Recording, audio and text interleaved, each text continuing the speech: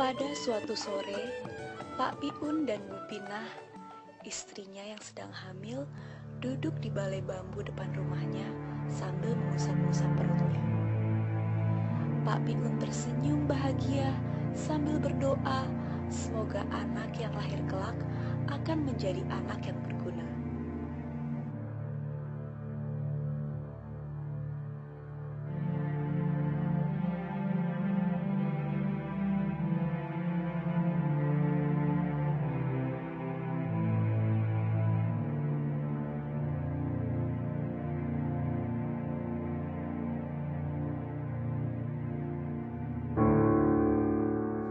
Ketika sedang duduk-duduk, mereka melihat padi yang baru saja dipanen dirampas oleh centeng-centeng babah liar.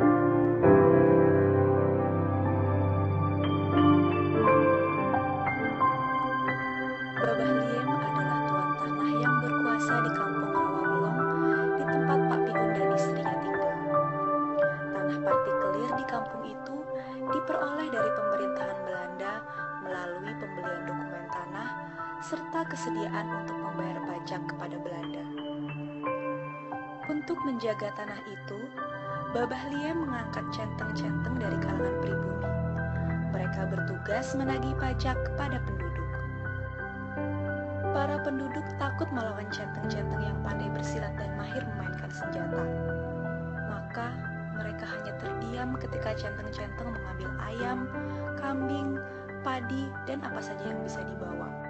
Hati Pak Piun sedih sekali dan juga risau karena padi yang baru saja dipanen tiba-tiba saja dirampas oleh centeng-centeng Babah Liem. Namun di daerah itu rakyat jelata seperti dia tidak bisa melawan perampasan itu. Beberapa hari kemudian Bu Pinah melahirkan. Pak Piun menamai anak yang baru lahir itu Pitung dan memanggilnya dengan nama si Pitung.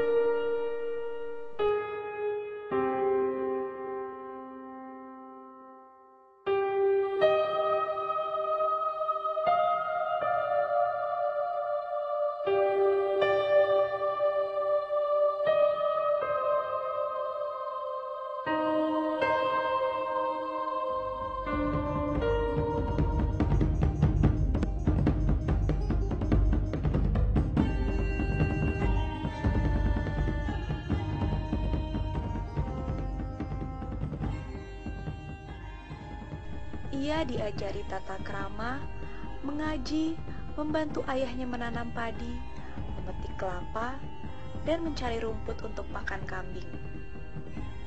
Selain itu, si Pitung juga ringan tangan dalam membantu para tetangganya tanpa diminta.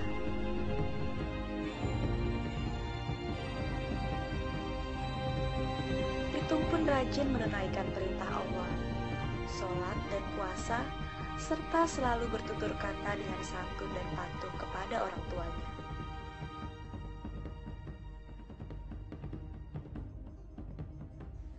Pitung belajar pengetahuan agama dan silat serta ilmu bela diri lainnya dari Haji Naipin, seorang ulama yang dihormati di kampung Rawabelong.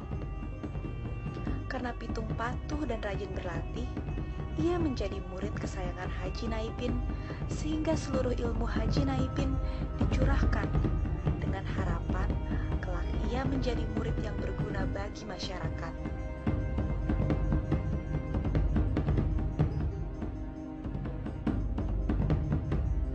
Haji Naipin bahkan memberikan ilmu Pancasona kepada si Pitung, sebuah ilmu kebal senjata untuk membela yang lemah dari kezaliman.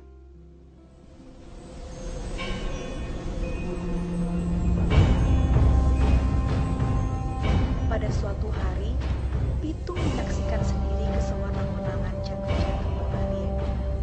Centeng-centeng itu mendatangi rumah tetangganya dan merampas ayam, kambing, kelapa, dan simpanan padi.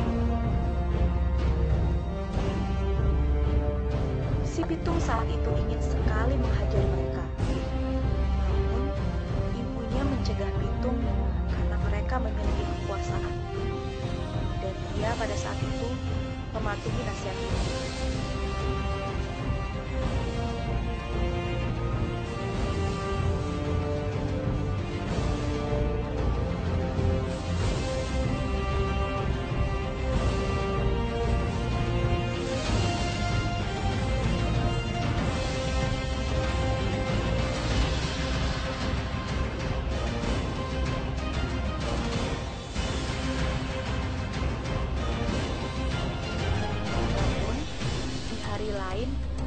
ketika ia sedang berkunjung di kampung tetangga, ia melihat lagi centeng-centeng itu bertindak sewenang-wenang.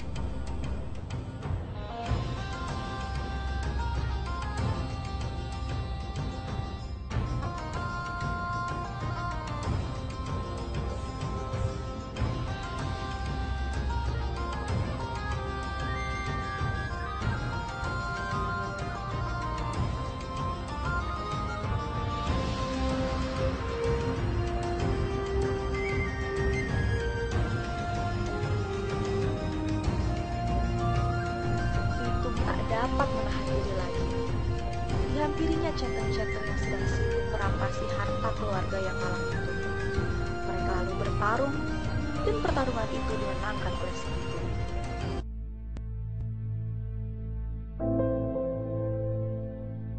Beberapa hari setelah peristiwa itu, nama Pitung menjadi buah bibir di seluruh Kebayoran.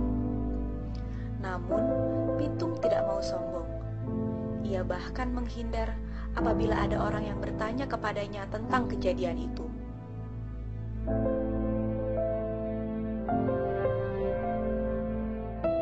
Suatu hari, Pak Piun yang sedang membutuhkan uang untuk keperluan keluarganya menyuruh Pitung menjual kambing ke pasar Tanah Abang. Pitung membawa 2 ekor kambing dari kandang dan menuju ke pasar Tanah Abang. Tanpa sepengetahuannya, ada seorang centeng yang membuntutinya.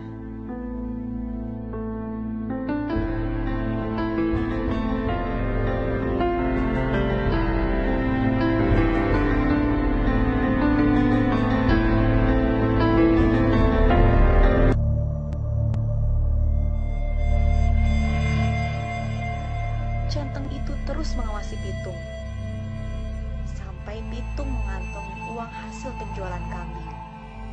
Bahkan, ketika Pitung berjalan pulang dan singgah di sebuah musola, orang itu tetap membuntutinya. Ketika Pitung melepas bajunya untuk mandi di sungai dan berwudu, orang itu mencuri uang di saku baju Pitung.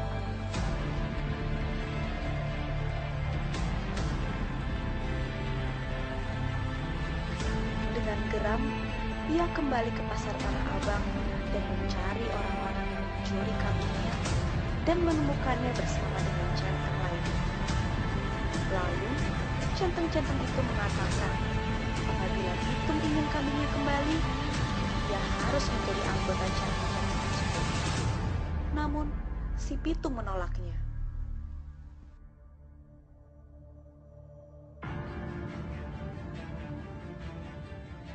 Para centeng itu marah bukan kepalang mendengar jawaban si Pitung. Serentak mereka menyerbu si Pitung.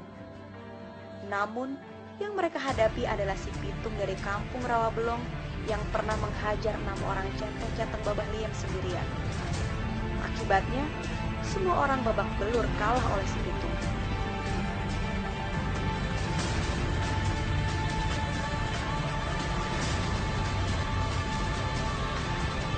Sejak saat itu, si Pitung memutuskan untuk membela orang-orang yang lemah.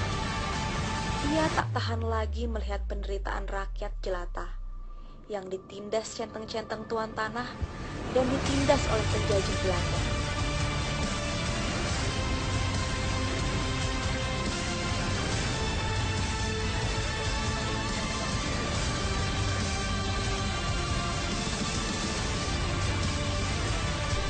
Beberapa centeng yang pernah diajar oleh si Pitung dan kemudian dipecat, diajak oleh si Pitung untuk membentuk suatu kelompok yang merampok rumah-rumah orang kaya dan membagikan harta-harta rampasannya kepada orang miskin dan lemah. Nama Pitung menjadi harum di kalangan rakyat jelata. Namun, pada saat yang bersamaan, muncul juga kelompok-kelompok lain yang ikut-ikutan merampok atas nama si Pitung.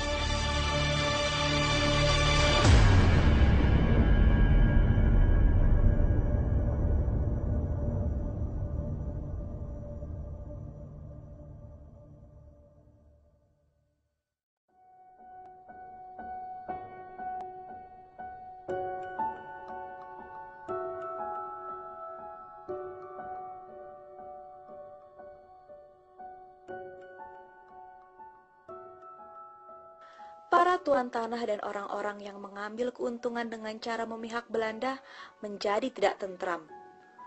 Mereka mengadukan persoalan itu kepada pemerintah Belanda. Penguasa penjajah di Batavia pun memerintahkan aparat-aparatnya untuk menangkap si Pitung. Scout Hein, kontroler kebayoran, menjanjikan uang banyak kepada siapa saja yang mau memberitahu keberadaan si Pitung. Mengetahui dirinya menjadi buron, si Pitung berpindah-pindah tempat, bahkan pernah sampai ke Marunda. Namun, pada suatu hari Pitung dan kelompoknya terjebak oleh siasat polisi. Si Pitung membiarkan dirinya tertangkap, sementara teman-temannya berhasil meloloskan diri. Ia kemudian dibawa ke penjara Grogol dan disekap di sana. Namun, karena selalu memikirkan nasib rakyat, ia meloloskan diri lewat genteng pada malam hari. Para penjaga menjadi panik karenanya. Scout Hein memerintahkan orang untuk menangkap Pak Piun dan Haji Naipin. Kedua orang itu disiksa agar memberitahukan di mana si Pitung berada. Namun keduanya bungkam. Akibatnya, mereka berdua pun dibunuh di Grogol. Sementara itu, Pitung terus menjalankan kegiatannya. Namun, ia menjadi berpikir panjang ketika mendengar kabar bahwa ayah dan gurunya dibunuh polisi. Ia kemudian mengirimkan pesan bahwa ia bersedia menyerahkan diri apabila kedua orang itu dibebaskan. Scout Hein pun setuju. Pada hari yang ditentukan, mereka membawa Haji Naipin ke Tanah Lapang. Pak Piun sudah terlebih dahulu dibebaskan. Di Tanah Lapang itu, pasukan polisi menodongkan senjata kepada Haji Naipin.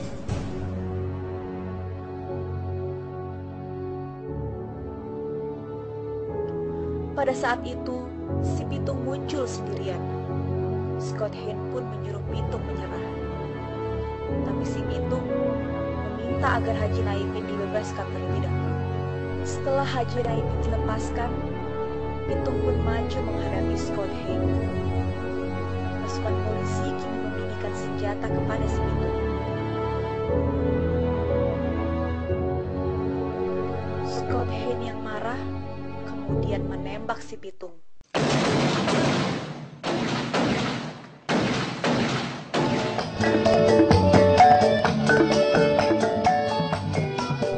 Dan si Pitung pun roboh bersimbah darah tanpa perlawanan apapun.